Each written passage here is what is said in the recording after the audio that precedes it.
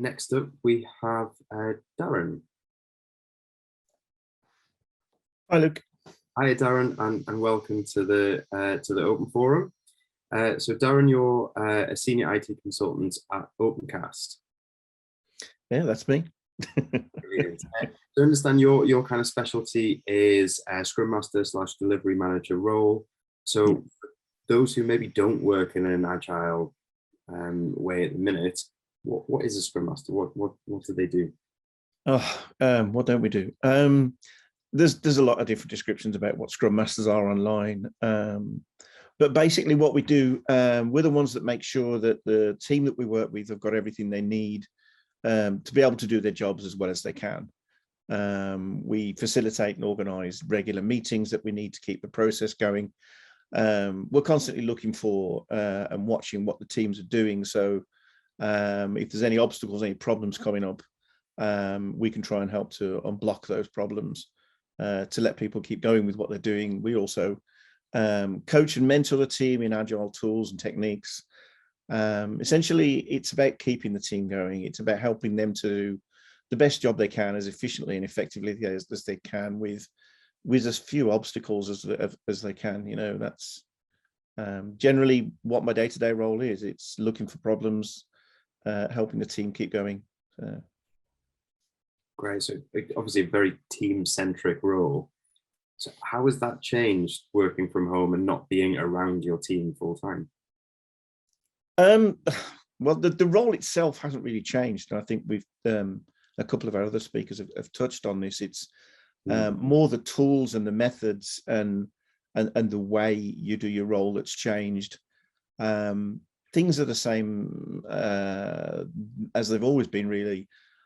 Still looking out for problems, but with people distributed a lot and working from home, a lot of the face-to-face ways of working, post-it notes, whiteboards, all these sorts of things, being able to get people together in a group just to discuss stuff face-to-face have changed. We have the big debate about cameras on, cameras off, which just changed the way you do a meeting. So you're not always able to see people's faces, not always able to read their emotions. So you have to be a little bit more careful about interpreting the way people are speaking and what they're saying. We're using a lot more online tools now. These tools were always there, but we're depending upon them a lot more now. Things like Miro and Trello have become a lot more popular now. And although they're still not completely perfect, and I would echo the other speakers, if there's any software companies out there, please develop something that really helps us, get together and do the old whiteboard and post-it note type stuff.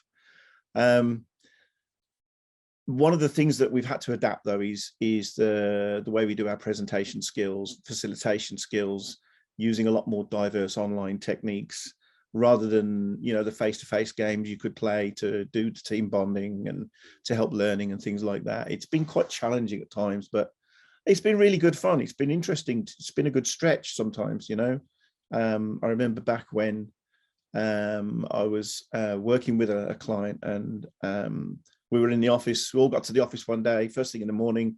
We're all getting ready for our first early morning meeting, stand up, we call it. And the boss came into the office and said, "Okay, everybody pack their stuff up and go home. We're all working from home now." And the first thought was, how are we going to do this? How are we all going to do what we do every day in the office at home? But we've managed. It's a different world, but it's still the same, really, in a lot of ways. Have you noticed much change in the team itself, kind of from pre-pandemic to mid and subsequently post-pandemic? There's a few things have changed in team mechanics, or maybe not changed, maybe evolved is the right word. I think one of the most interesting things that has challenged for me is the way leadership works now in a team. When you're in an office environment, even though you all know your jobs, you all know that you have the skills to do the jobs that you have, there's still that leadership presence that's there all the time. So you do tend to rely on leaders as a principal presence in decision making. One of the things that as a scrum master, as a leadership presence within the team, that we've had to do more and more of. And I think Agile itself already encourages this, is to divest that leadership down into the team themselves. So you are far more trusting and reliant on people within the team being able to do the jobs that they do. In effect, the team itself becomes a group of leaders in their skill areas. For me, this is much more true Agile, enabling people to use their skills and lead in their areas of expertise, rather than relying on a constant leadership presence. It made my job a lot more relaxed as well. Not easy, just less stressful, really. And I think it's also less stress on the people in the team. I think another thing that's changed for me as well is the focus on mental well-being.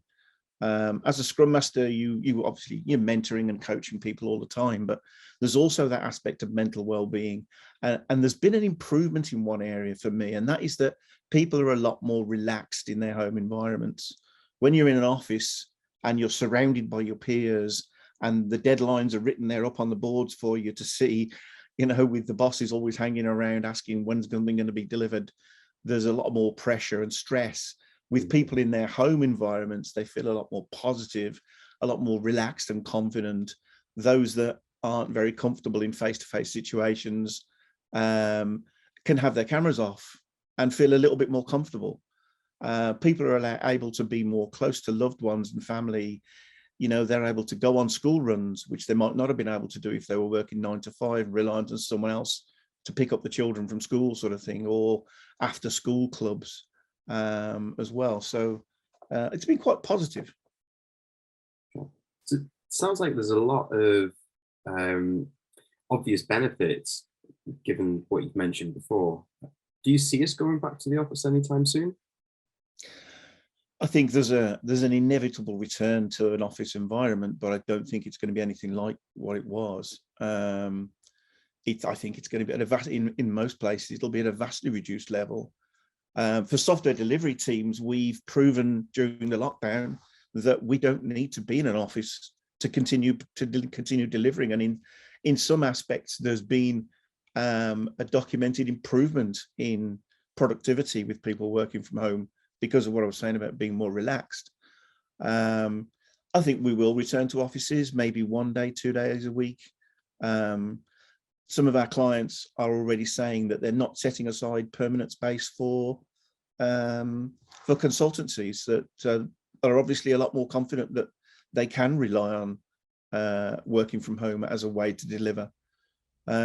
It's also had an effect on team composition, and I think one of the other speakers touched on this as well. Opencast, as an example, now runs, you know, vastly different hybrid models, with some teams being totally distributed.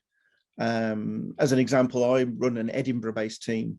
There's 13 of us altogether in our team. I'm the only one in Edinburgh. In fact, I'm only one of 2 people in the entire team who's actually in Scotland.